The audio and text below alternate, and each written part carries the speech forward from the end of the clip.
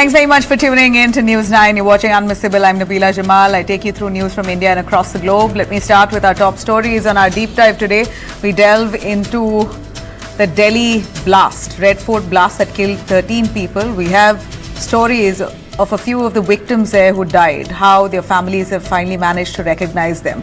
So 2 days later, after the blast, it seems like identities have now emerged of the people who lost their lives to this terror attack. We'll take you through that news, and the Al-Falah University being the epicenter of all this terror network. And also further in our deep dive, we'll take you through Delhi's air pollution and how this is linked now. First of all, stubble burning has immensely started, though it's less from previous years, but still, it seems like nearly 30-40% of the smog, pollution that's happening in Delhi is all thanks to stubble burning in Punjab, Haryana. Also, how pollution is linked to diabetes. We'll take you through that with our expert panelists. And on our top story in Day to Night, Karnataka becomes the first state to allot menstrual leave for women. I'm going to take you through those details. As always, the headlines first. Al-Falah University's registration accreditation has been suspended. AIU revokes the membership of Al-Falah University. In fact, they've cited poor standing as ED probes now money trail into Al-Falah. First of all, Al-Falah initially has given out a statement saying that it has nothing to do with those terrorists who've been arrested, those doctors who are working in the university. Nonetheless, the university accreditation has now been cancelled, because how can such an activity happen under the nose of the administration? In the Delhi car blast case, fourth car that was linked to Jaish terror module has now been recovered. A white Maruti Brezza, registered in the name of terror Dr. Shaheen, has been seized from Al-Falah University.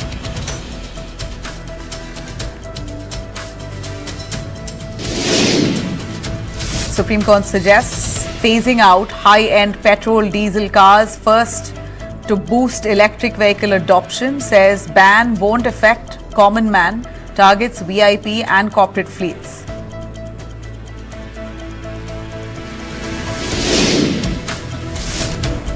FIR has been filed against Soumil Sahu for shocking remark ahead of Bihar poll result day. The RJD leader threatened Nepal-like violence if counting is delayed.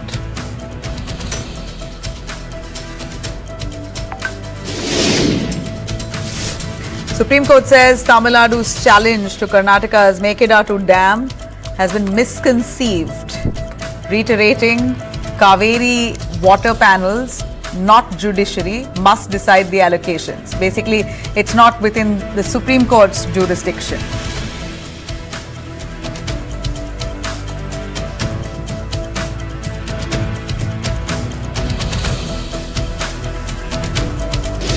Karnataka High Court refuses to quash summons against B.S. Yediyurappa in POCSO case, upholds trial court's cognizance of sexual assault charges involving a minor girl.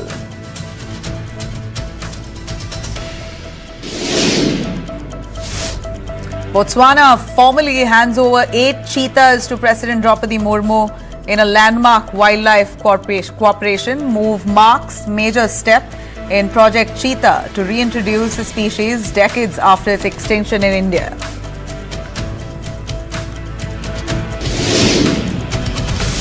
U.S. Treasury Secretary Scott Bessent says Trump's H-1B plan envisions overseas workers training Americans before returning home.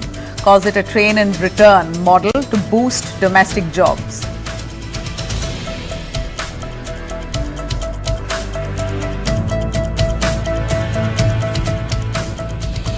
All right, let's start with our top story on the Delhi blast. As investigations now deepen, we have the identities of those people who lost their lives. The blast that happened in Delhi so far has claimed 13 lives. All died on the spot. 2 days later, identities of those who died in the Red Fort explosion has now started to emerge. Each story revealing the human cost of that terror strike.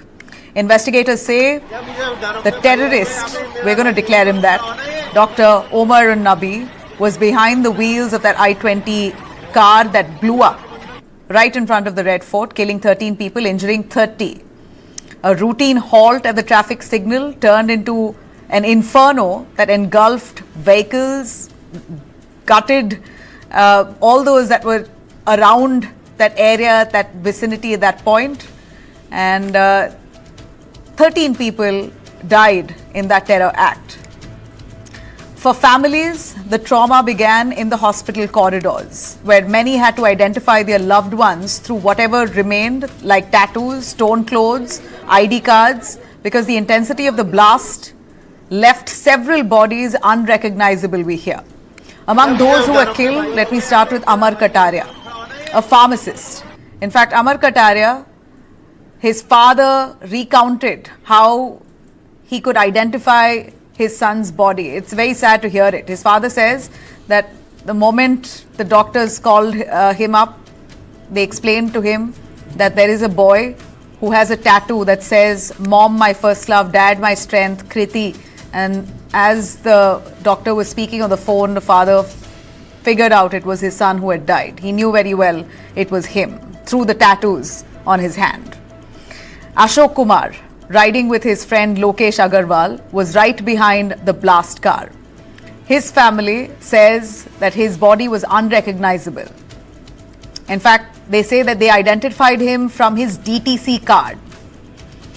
Muhammad Juman Khan, an e-auto rickshaw driver, was identified only by his t-shirt, sadly. His uncle said that his legs were missing. It was just through his t-shirt that they found out.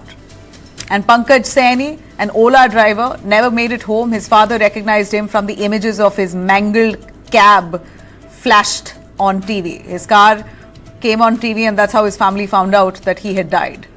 Dinesh Kumar, who worked at a wedding card shop, was found after his brother spent hours moving between hospitals, pleading for access to see those deceased, but he wasn't allowed. Finally, he managed to locate his loved one at a mortuary at 3 a.m. Absolutely sad. His brother had died and he had no clue where he was. There was also 22-year-old Nauman Ansari from Shamli in the area. He was there present at that point to buy supplies for his cosmetic shop. He was right there with his cousin. His cousin has survived with some grievous injuries, but he passed away. Mohsin Malik, who's an auto rickshaw puller in Chandni Chowk area, whose body was recovered around 2 a.m. They had travelled all the way from Amroha, Shravasti, Meerut, Shamli, Ghaziabad, all of them coming to Delhi to work, to earn, to build a life, and gone in a second after that blast. Families are, in fact, many of them still struggling to identify the bodies. We hear that it's charred beyond recognition. There are a few more identities that are yet to be established. Doctors say several bodies suffered such severe burns and mutilation that DNA profiling is still not complete. It's still underway. More families are waiting for confirmation, hoping for a miracle, bracing for the worst. Investigations move forward. The scale of the loss is becoming a lot more clear. Delhi saw what it saw was not just a blast. It was a warning. This could have been worse. 13 lives lost, and those tragedies will never, in fact, it will never help the family grow out of what they've seen today. Let me bring in Dr. Arvind Jain, former Vice President, IMA, New Delhi, and former President, IMA, Madhya Pradesh. We also have Dr. Abhinav Pandya, who's a counter-terrorism expert, and K. Sood, former RAW officer. Thanks all of you for joining us. Mr. Sood, let me start with you. The victims' identities have been established. The sheer intensity of the blast, the way victims were found, that itself tells you something about the nature of the explosives that were used? Yes, of course. But the thing is, I think whatever happened there is, very sad story. But another thing is that the plan of the terrorists was to cause much more, create much more violence. Yeah. And their plan was to at least kill hundreds of people and injure another thousands of people, But because of the alertness of our agencies, especially I would say that our police has been very active, very alert, due to which we saved something. Of course, we could save some people, If all these things, all the plan was implemented, because the terrorists had planned to carry out this attack on December 6th. And for this, they wanted to use 4 cars. And in each car, they wanted to load at least 400 to 500 kilogram of ammunition. But I think with the mistake of some terrorists, especially in Jammu, and the activities and especially the active role of our police people, intelligence agencies, we were able to contain this. Of course, we couldn't save some people. It's misfortune, but I think our agencies have done a wonderful job. But a lot of things are The still to be material done. was used, Mr. And Sood. one more thing I would like to say, that this terrorists, they keep on changing their tactics, and our agencies keep on following them. Sometimes it's a cat and mouse game between the two. Yeah. Sometimes we are ahead of them, sometimes we are trailing them. Dr. Abhinav is with us. Abhinav, would you want to tell us what kind of material? I was just asking about the intensity of the blast was such, the nature of which, where the bodies are still going through identification process. DNAs are still being matched. They aren't able to identify them because it's beyond recognition, charred fully. Does this tell you anything about the nature of explosive used? Can you hear me? Yes. Yeah.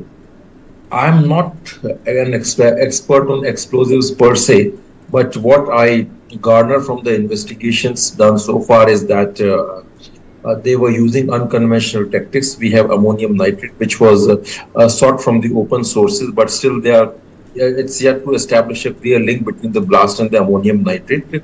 But certainly, I would like to say that the original plan of the terrorists was to conduct multiple and synchronized blasts at least multiple locations. I don't know what's the exact number, but it could be 50, it could be more than that. And that would have led to a lot of casualties. We could save a large number of people, but still, I think this is time. We started investigating and looking into the changes that these terror groups are bringing in their tactics in terms of the new kind of explosives which they're getting.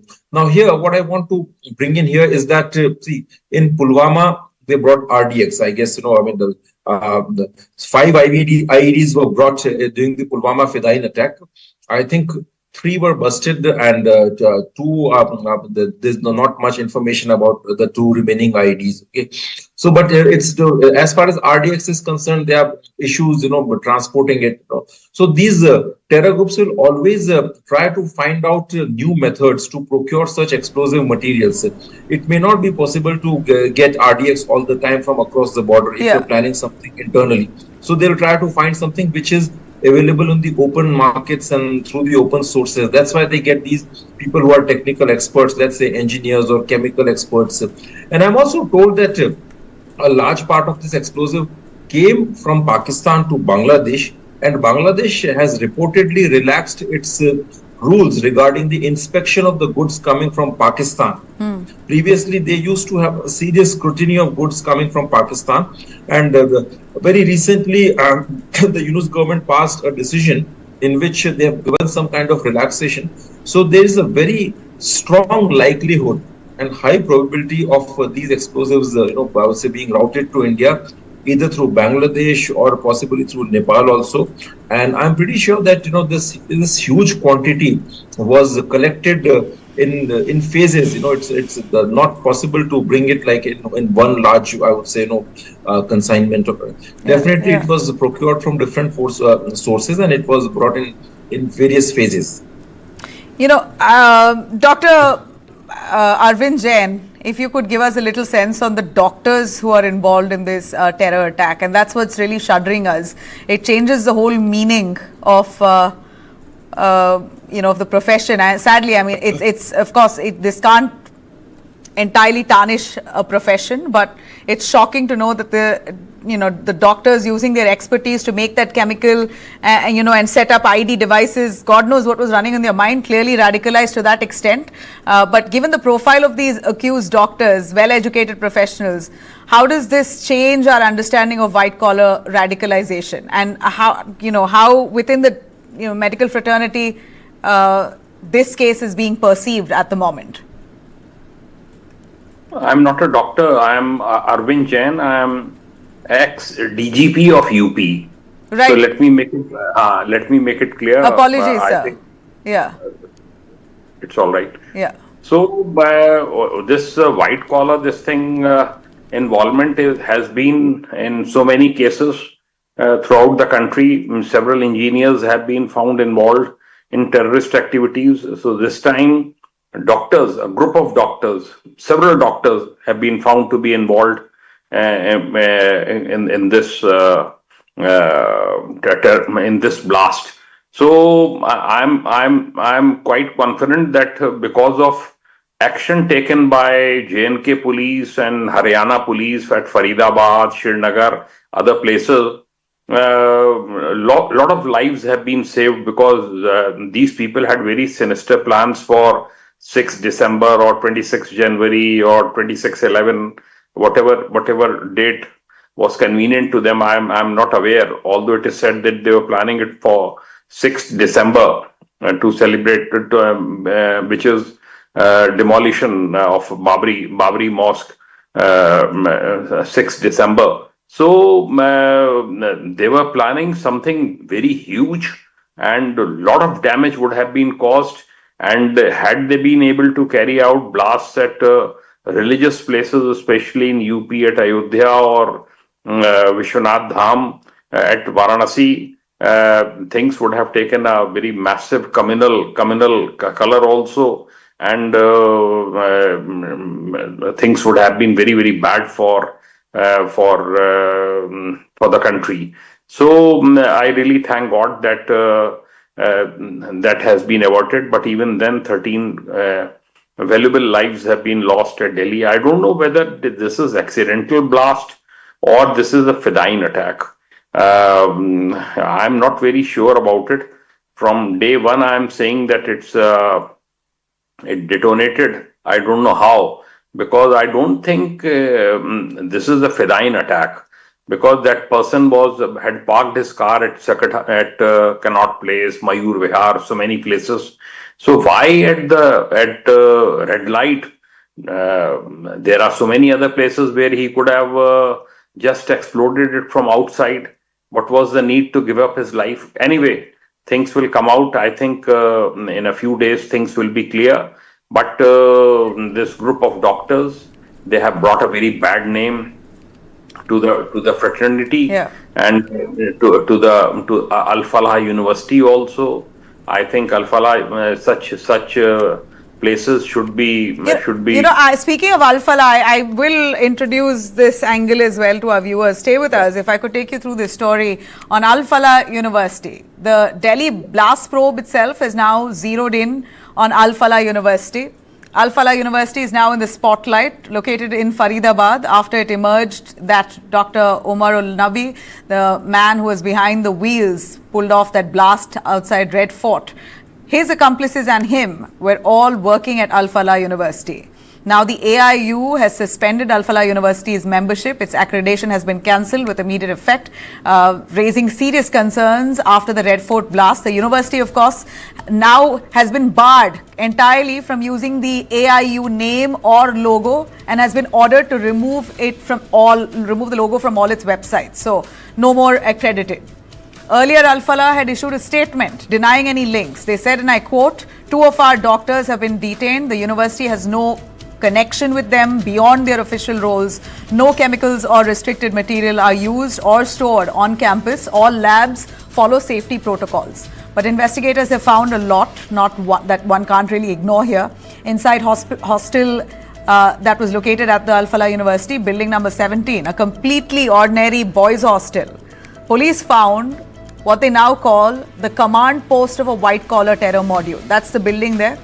Al-Falah University's boys' hostel, room number 13. It was occupied by Dr. Soumil Sahu, and that was described as the nerve center of this terror module. Dr. Omar's room was in fact room number 4, but he would come to room number 13 and have all his meetings with Dr. Soumil Sahu in his room. Books, laptops, study table, everything that looked very normal. But inside those devices, investigators say that they found encrypted messages, financial trails and maps of the Red Fort blast site. Forensic teams have sealed the entire floor last night, lifting fingerprints, testing chemical residue and scanning laptops, pen drives and even whiteboard, which they now believe carried coded plans disguised as medical notes. Chemical traces were also found inside room 13. Dairies have been seized from Dr. Omar and Muzammil's list over. In fact, what we hear is the diaries that were there in those rooms that have now come into the hands of the police shows that Omar and Dr. Muzammil both had drawn up a list of nearly 25 names, mostly from Jammu and Kashmir and Faridabad, and dates between November 8th and 12th, the exact window of the blast was mentioned. The entries there show how Dr. Muzammil, Dr. Adil, Dr. Omar and Dr. Shaheen all allegedly collectively raised 20 lakh rupees and used it to buy 20 quintals of NPK fertilizer from Gurgaon, from Nuh and nearby areas, material that the police say was used to assemble IEDs. Police say Dr. Omar and Dr. Shaheen even moved chemicals from the university lab to rented rooms in Dodge and Taga villages. Dr. Shaheen's Brezza has now been seized. If I could show you that visual there, a new vehicle, the Brezza vehicle has now been seized, a fourth vehicle we understand of this terror strike. First it was the I-20, then the Ford Eco, and here's one another Brezza that's been now recovered where it was used for transporting explosive material. It was from these locations very close to Al-Falah University that days before the blast, 2,900 kgs of explosive material was recovered by the police. A hospital compounder and a few university staff is now being questioned by the authorities. In fact, government has also ordered an ED probe into Al-Falah University's funding and a full forensic audit of its accounts after links to the JEM module surfaced. The motive of this terror strike, investigators suspect, is Azad Kashmir. The trail goes back 2 years ago when Omar and his associates travelled to Turkey, we hear, allegedly met with Jaish-e-Mohammed handlers there, and that's when the radicalization really started. It deepened, and that happened through Telegram groups. Through the Telegram app, some groups were formed, 2 groups, out of which one of them was reportedly run by JEM terrorist Omar bin Khattab. Chats have been recovered showing the conversations shifting from Kashmir's independence to jihad, and eventually also spoke about revenge on India. Once back in India, this group expanded its network, and for 2 years they were busy plotting terror strikes across different parts of India. And they placed members, recruited members all across different parts of the country and ensured logistics and whatnot with that money that they had raised. Agencies are now tracking every person who came in contact with these people. Dr. Abhinav, if you want to come in on this, white-collar terror module that managed to conceal all the activities that they were doing for 2 long years. And Al-Falah University says they had absolutely no idea this is happening under their nose.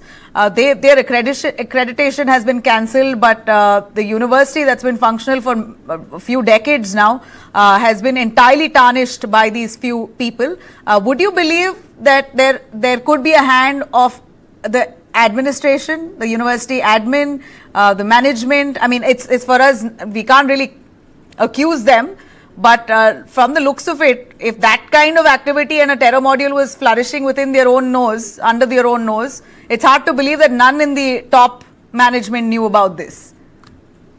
Well, there are many telltale signs. I don't know the exact number, but I'm told that there are like 40 doctors or 40 people from Kashmir in that university.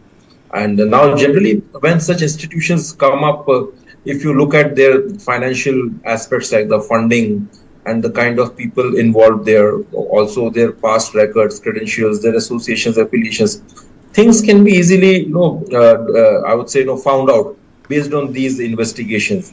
So, definitely this possibility of the college administration knowing about these things or maybe perhaps being involved at some stage cannot be ruled out. It needs to be investigated. And this kind of, feigning complete ignorance about what's happening in the university, this looks a little suspicious to me. But what's more important here is that such institutions are spread across the country. And I think this speaks a lot about, I would say, the ignorance of our agencies also. They must keep a track on the activities of such organizations. I mean, where's their funding coming from? What are they doing? I'll just give you one more example. Back in my state, Rajasthan, there was this fellow, Kanhaiya Kumar. He was a tailor. He was murdered by the 2 fellows from the Udaipur city itself. And later, when the police started investigating, some of the state level police officers, seniors, IPS officers, They had absolutely no idea what is Barelvi, what is Devbandi. They were completely clueless. We have no language experts. And later it was found that these two boys who killed Kanhaiya, they were visiting Pakistan via via Nepal since 2013. They were the members of that Ladakh movement. They went to Pakistan, got their training. So, and I must come to another fact that these doctors also, so Pakistan ran a program. Basically, they sent Kashmiris to Pakistan, mostly including the kith. Initially, they began with the kith and kin of the deceased militants or militants who were killed by the security forces. Those guys were sent to Pakistan, and they were given admission in various medical universities and engineering universities. Later, they extended this program to general Kashmiris. So most of these people who went to Pakistan, they went there on the recommendations of senior Hurriyat leaders like Gilani, Mirwais Umar Farooq. All of them were assigned a particular number of seats. When these boys went to Pakistan, they studied in multiple different colleges and universities. And at the same time, simultaneously with that, they were given a 20 days short training program on weapons handling, small arms, and also the basics of insurgency and terrorism. When they came back, in many cases, they acted as couriers, also as hybrid militants. Likewise, Pakistan has placed such people across the world. Even in the Turkish universities, in German universities, in Europe, many Kashmiri people are studying, many Pakistanis are studying, and they are placed there by their intelligence agencies. ISI is very efficient that way. And they are also raising money through this scheme. So, in my book, Terror Financing in Kashmir, which was published by Rutledge, Taylor and Francis, I discussed in detail how Pakistan's ISI was raising money through these medical and engineering seats.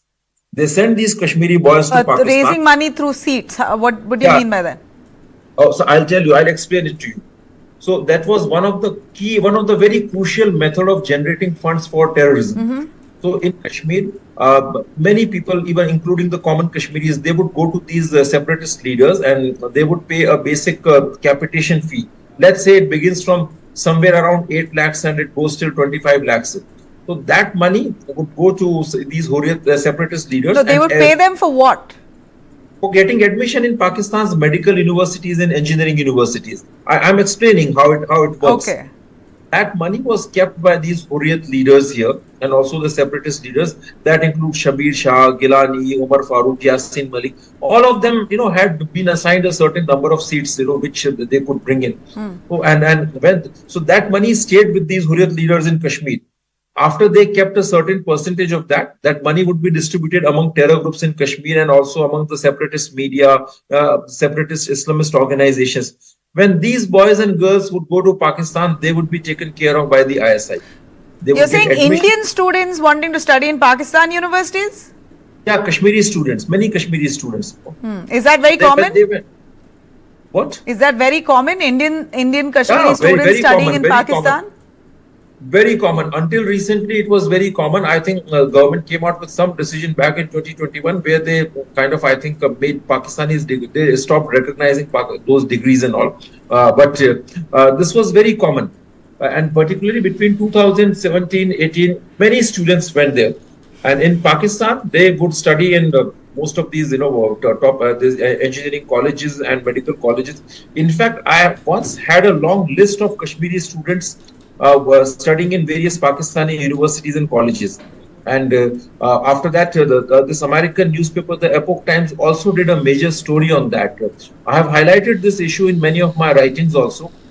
And in Pakistan, when they would study, they would be given indoctrinating lectures on radicalization, on jihad, also a 20-day training for handling small weapons, explosives. And when they used to come to Kashmir during their vacations, they would be acting as couriers. So these boys came in handy for Pakistan after the Article 370 was abrogated. Because when Article 370 was abrogated, the NIA cracked down heavily on the OGW network. Now, OGWs are overground workers who basically facilitate the work of terrorist organizations in Kashmir. So all the previous OGWs were mostly identified by our security agencies, and many of them were working in multiple different places. And also, we had an excellent tech int in those days, 2014 onwards. And because of the tech int, we could access many of their communications, conversations, and these OGWs were identified, so there was no secrecy left. But after the abrogation of Article 370, Pakistan was taken aback and they wanted to revive militancy. So they changed the strategy. They brought in a new breed of OGWs. And these doctors and engineers who went to Pakistan, to Kashmir, Pakistan to study medical and engineering sciences, many of them, came up as the new OGWs. So you're saying post Article 370 being abrogated, there seems to be a new crop of homegrown terrorists who are coming out from Kashmir. Yes, and I must tell you, I must warn you that these things are not going to be confined to Kashmir only. They're going to proliferate into various other parts. That lady Shaheen is from Lucknow? Yes. And then you had other doctors who were arrested from Hyderabad and Gujarat? Yes. And my question is that are our agencies, particularly at the state level, are they competent to handle these things, Because places like my state, Rajasthan, many other states have not seen these kinds of elements who are experts in jihadi extremism and with very strong exposure to what happens in Muslim Brotherhood circles or Jamaat-e-Islami circles. They operate in these closed WhatsApp or Telegram groups. To infiltrate those groups is a challenging task. Even when you infiltrate, I can assure you, it will be very difficult to find experienced police officers or cyber experts who can understand that kind of thing. In Kashmir, it's different because Jammu and Kashmir police has the experience of handling terrorism and counterinsurgency for decades. So that JKP has come up as a robust counter-terrorism force. But then, yes, given the amount of challenges that are emerging in the other parts of country, we really need to catch up.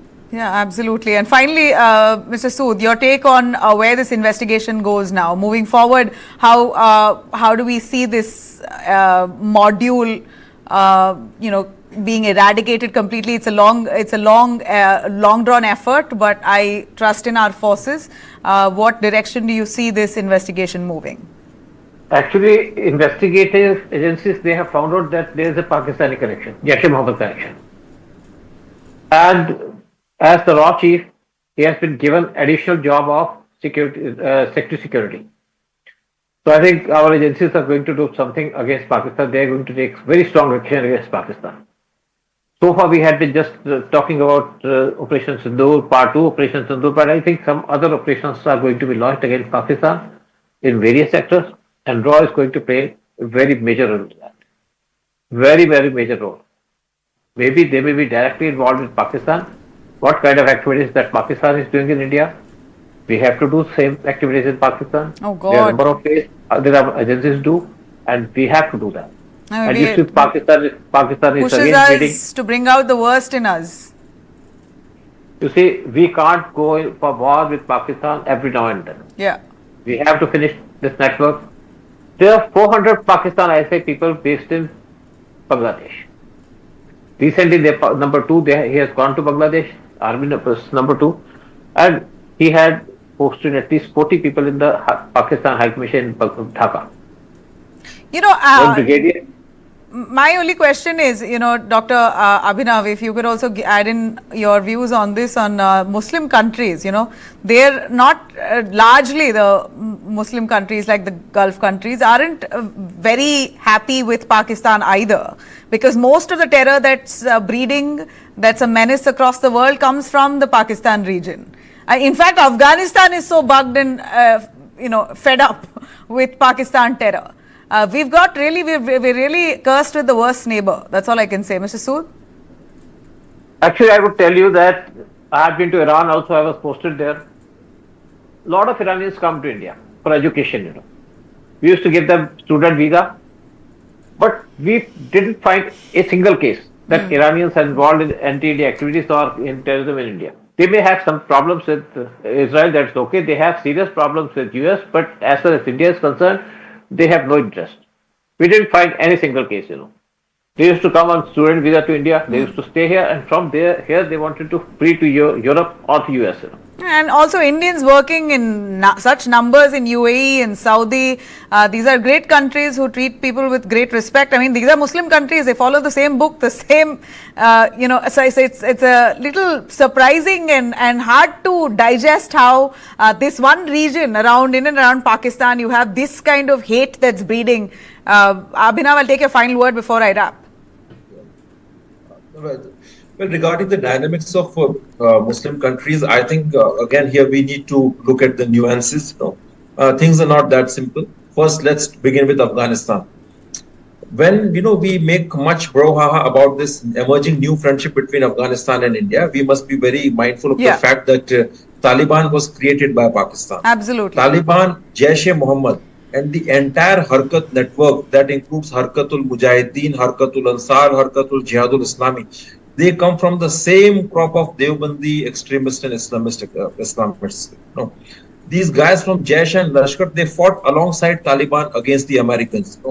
Where ISI gave them protection and shelter when Americans were hounding Taliban during the global war on terror. So these ties are umbilical.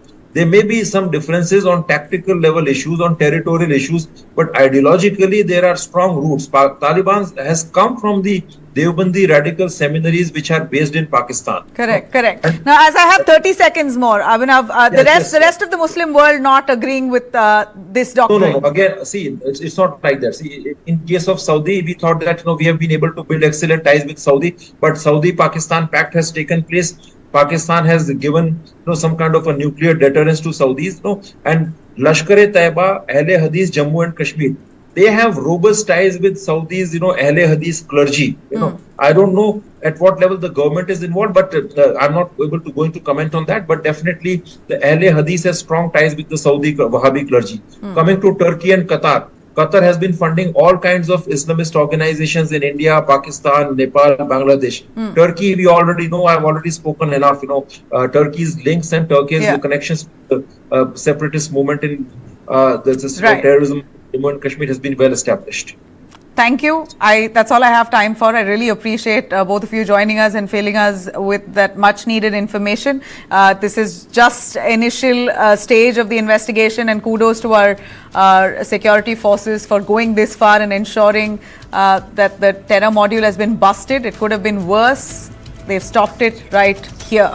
We're going to continue tracking very closely the developments in the Delhi blast case. Do stay with us. I'm slipping into a short break, coming back on the other side with pollution, high levels of pollution in Delhi. We hear it's also now linked to rising cases of diabetes. Pollution linked to diabetes. We'll tell you how on the other side.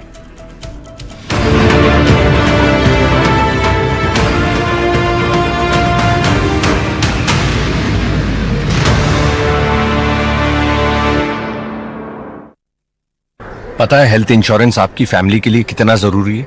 इतना जरूरी है कि भारत सरकार ने इस पे GST पूरी तरह से हटाकर जीरो कर दिया है। पॉलिसी बाजार पर अब 1 करोड़ का हेल्थ इंश्योरेंस सिर्फ 550 रुपए महीने से शुरू।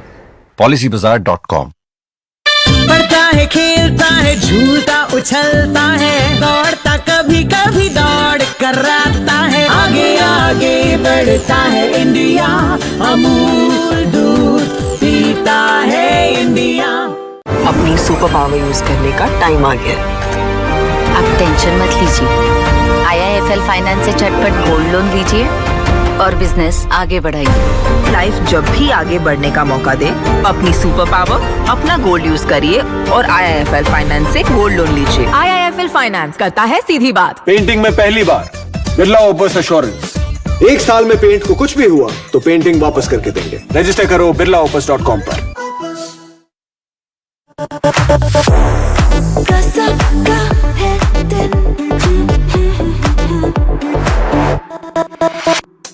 ये दीवानापन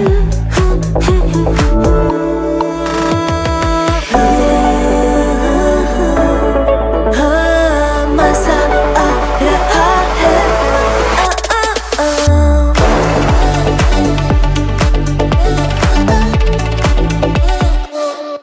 एक्सक्यूज मी, आपने भारत कनेक्ट का नाम सुना है? कोई जॉब वेबसाइट है? वैकेंसी है?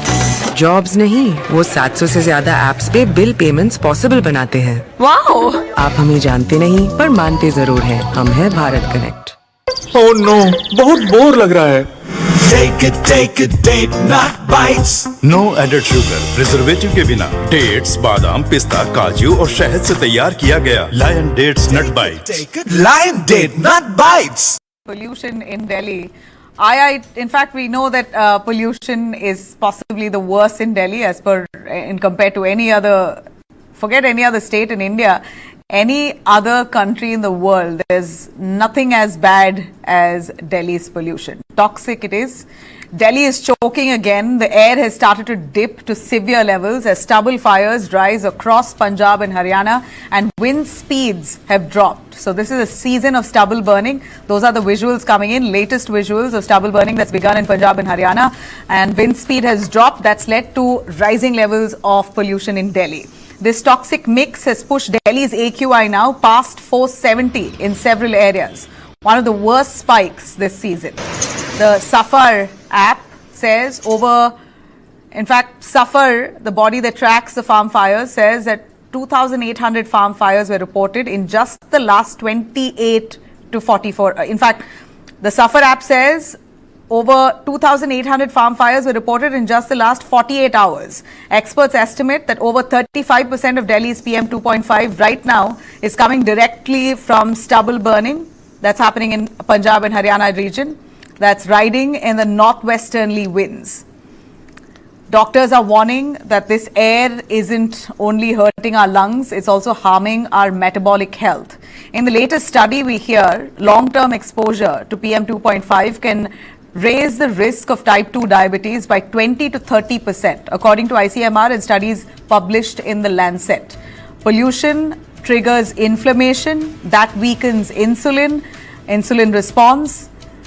It weakens insulin response and then worsens blood sugar even in healthy adults. And that's what doctors say has led to rising cases of diabetes that's linked to pollution. And this is a study by the Lancet. Imagine in Delhi what should be the situation.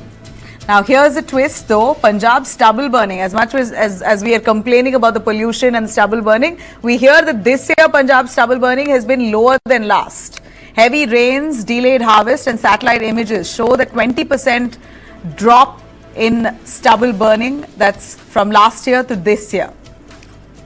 The three big districts that includes Amritsar, Tarn Taran and Firozpur all have seen fewer farm fires this October, but November, which is a season of stubble burning, is seeing lesser than last year's stubble burning, but yet since it's the peak of the season, it seems like the pollution levels are rising in Delhi. Now, how far the pollution remains, stubble burning has reduced in comparison to last year, but will this continue? Will the picture change? We are waiting to see what happens.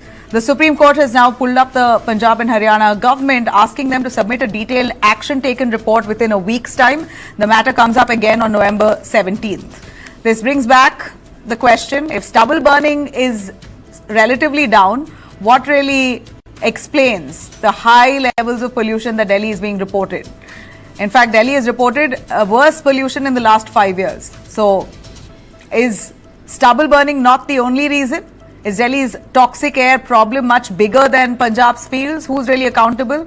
Is the state government accountable? Is the centre, local bodies? If all are accountable, why don't we see a difference?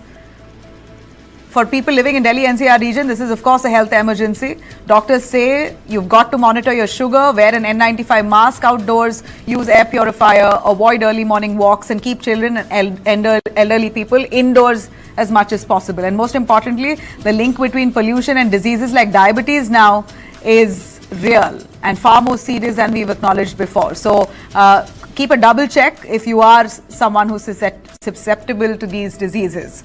We have Dr. Gufran Beg joining us, Chair Professor, NIAS and Founder and Project Director, Safar and Weather Forecasting and Research.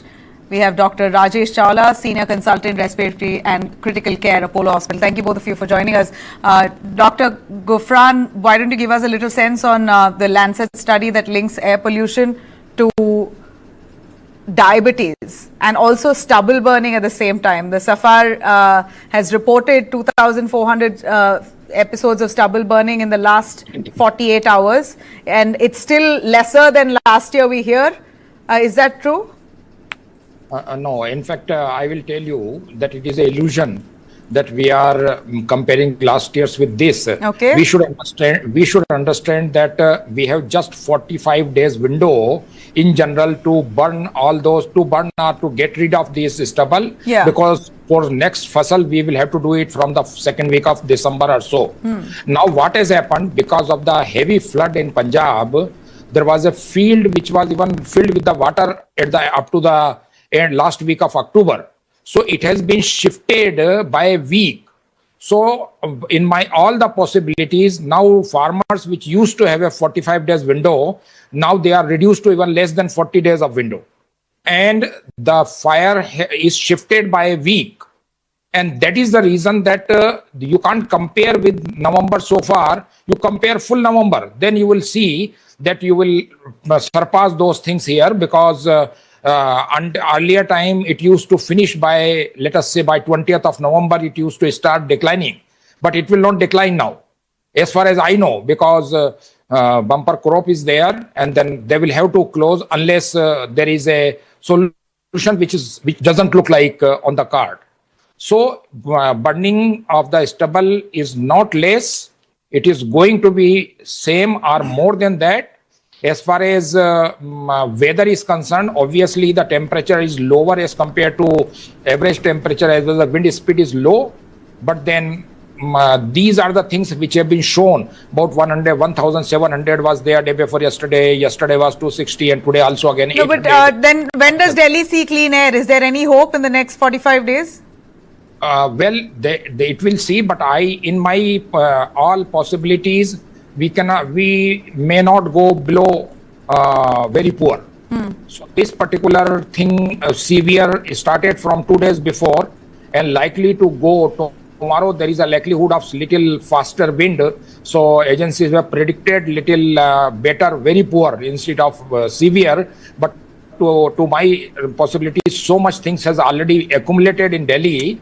It is unlikely to go to. Now, I just want a clear answer from you, sir. Why can't farmers find a way? What is the problem there? Why is this not an issue that's being solved by successive governments? Abila, this is very clear that this is a life and death question for the farmers of Punjab. Yeah. If they do not clean the field, they cannot sow the wheat from the next. So they will have to do that. Now the point is that I also talk to many farmers. When they say that one machis ka tili can do my job free of cost, why should even spend 500 or 1,000 rupees? And that is true. And then they do not have any time to think that what is other alternative, unless it has been given in their doorstep. And that is where the problem is. Just telling that don't burn, it is a question of life and death. So unless there is a viable solution given to them, some alternative, but all the alternatives so far, it seems it is failed. Even the syrup which has been given by the ICAR, I don't think that it is working as it's supposed to be. So the problem is finding a solution and implementation properly. Correct. Finally, Dr. Rajesh Chawla, a quick word in a capsule from you on pollution linked with diabetes. Because the pollutants, they increase the inflammation and the oxidative stress. So what it does is it just deranges your metabolic functions. There is a rise in insulin resistance, and not only type 2 diabetes, there are certain people who say probably it also increases the type 1 diabetes. The blood sugar level they have seen not only in the diabetic, even in a healthy patients, there could be a high blood sugar level. So that's the mechanism which has been proposed for linking the diabetes with the air pollution. Do any, suggestion to them? Breathing this air is no choice.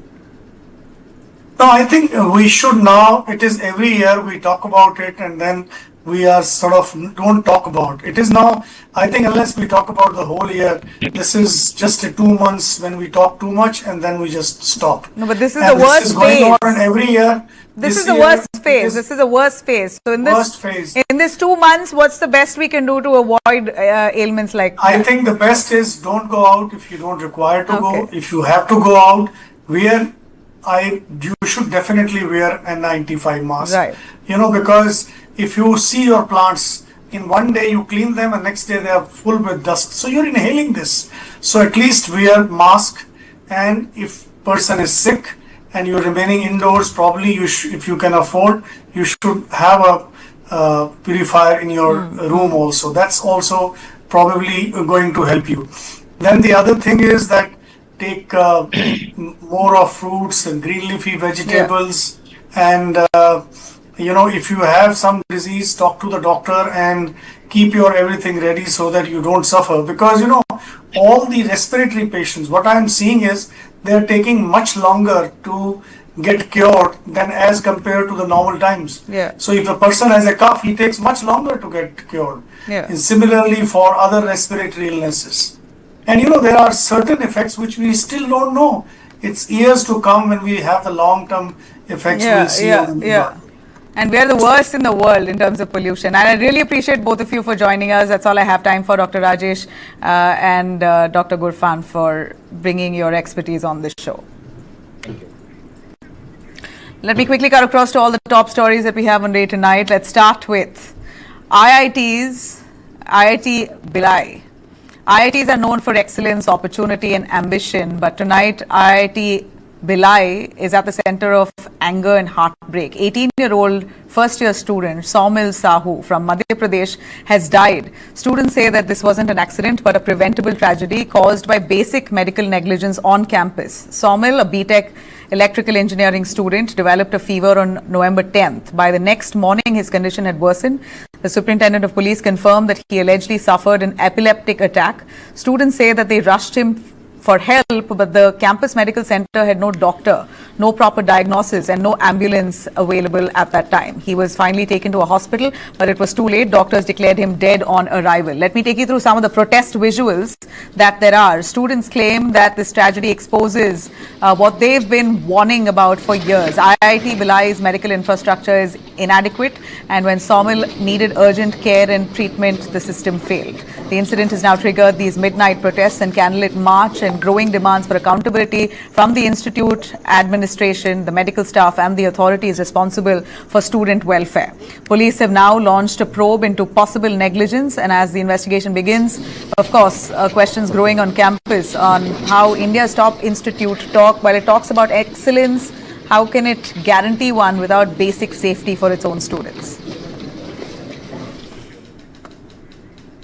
Dharmendra is now fine and he's back home. Bollywood actor Sunny Deol, Dharmendra's son, known for his calm demeanor, reached a breaking point today while confronting the paparazzi stationed outside the family's Juhu home at a time when the family is going through some deep personal distress. His father, iconic Dharmendra, has been unwell for over a week and was rushed to Breach Candy Hospital in Mumbai on November 10th, reportedly due to respiratory complications. And there were whole loads of media reports that suggested that he was no more and whatnot. Of course, paining the family very much. And you had Hema Malini and the family members who lashed out at people saying this is unforgivable, that a person who is responding to treatment, you are calling that person dead. This is now Sunny Deol, who was very upset with all of this, who came out while he was going into his house. The paparazzi continued to click, and this is what he said to them out of sheer frustration.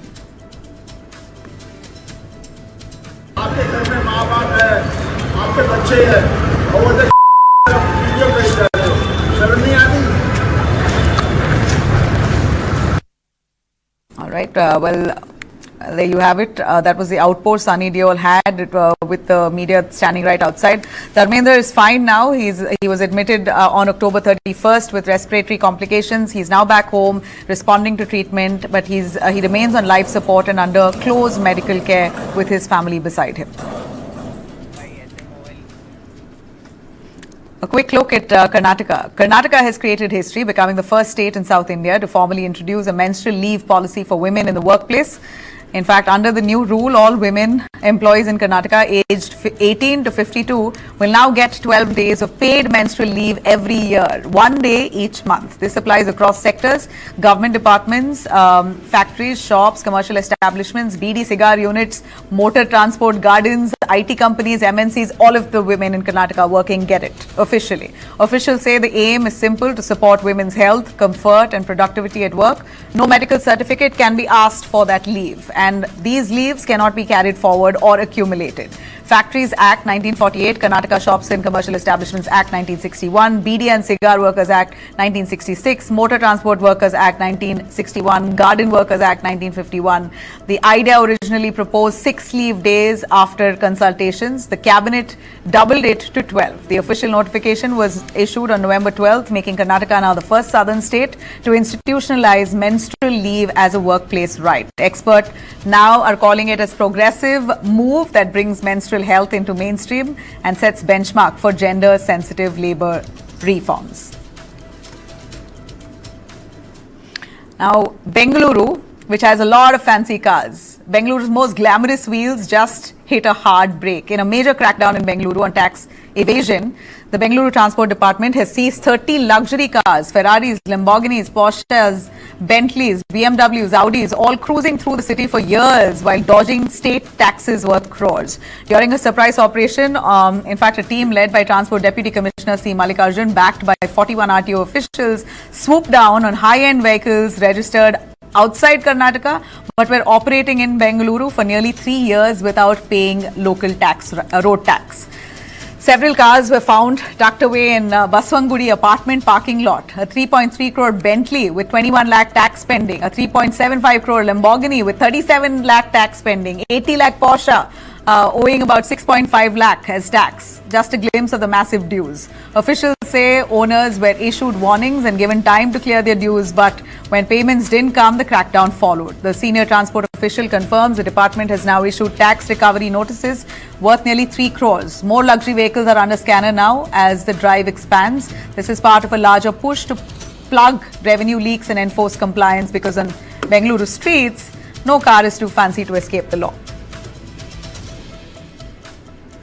All right, and finally, Karnataka cyber crime spiral that's getting darker. In fact, Sandalwood star couple Upendra and Priyanka Upendra have become the latest victims of sophisticated phone hacking scam that managed to fool even their closest circle. Police say Priyanka's phone was compromised on September 15th after she clicked on a fake online shopping link. The hacker Vikas Kumar from Dastrapur in Bihar immediately accessed her data the moment she pressed on the link, and that's when he began sending out several SOS messages to all her contacts claiming that she was in trouble, urgently needed money. In fact, her own son gave 50,000 rupees. People fell for it, transferred money into that scamster's account, but when Upendra and his manager tried calling Priyanka to cross-check, their phones were also hacked. That's when Priyanka realized that she's been targeted and approached the Sadashivnagar police station. A quick investigation led to Vikas Kumar's arrest, who was in Bihar, in an area where this entire area, about 20 to 25 years of youth, who are sitting there just carrying out a big cybercrime network. Hundreds of youths there who are working on cybercrime and scamming people. This comes at a time when Karnataka is battling a massive rise in cybercrime fraud. The Home Ministry has also revealed over 8,620 cybercrime cases in just first 7 months of 2025 reported in Bengaluru alone. Priyanka and Upendra have managed to find justice. 1,50,000 has been stolen from their account, but that's fine. At least a man has been arrested, and this should set an example. That's it for me here. Have a great night.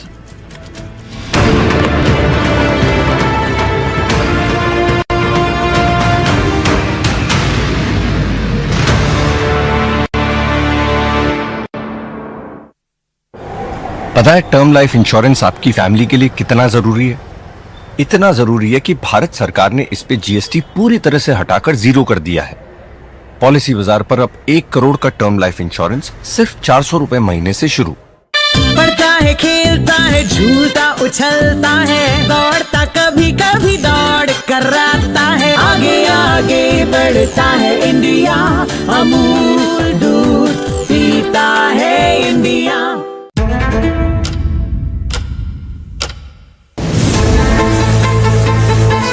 Being a chef, it's my priority to deliver taste in a plate with good presentation, unique innovation.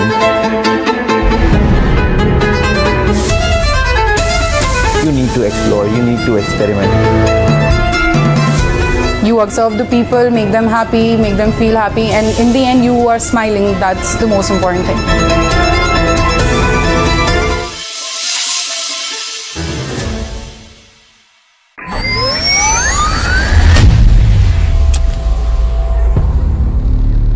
RJD ने कांग्रेस की कनपट्टी पर कट्टा रखकर CM पद चोरी कर लिया। आजकल जो सरकार के लिए आता है अंड वंड बोलता है तो सबको जरा कहिएगा कोई काम किया है जी। जो 20 साल में ये सरकार नहीं कर पाई है, 20 महीने में तेजस्वी इस काम को पूरा करने का काम करेगा। हम आपको वोट देंगे, आप स्टेज पे आके नाच लो, नाच लेंगे। राजनीतिक बंधुआ मजदूरी को खत्म करने के लिए पूरे बिहार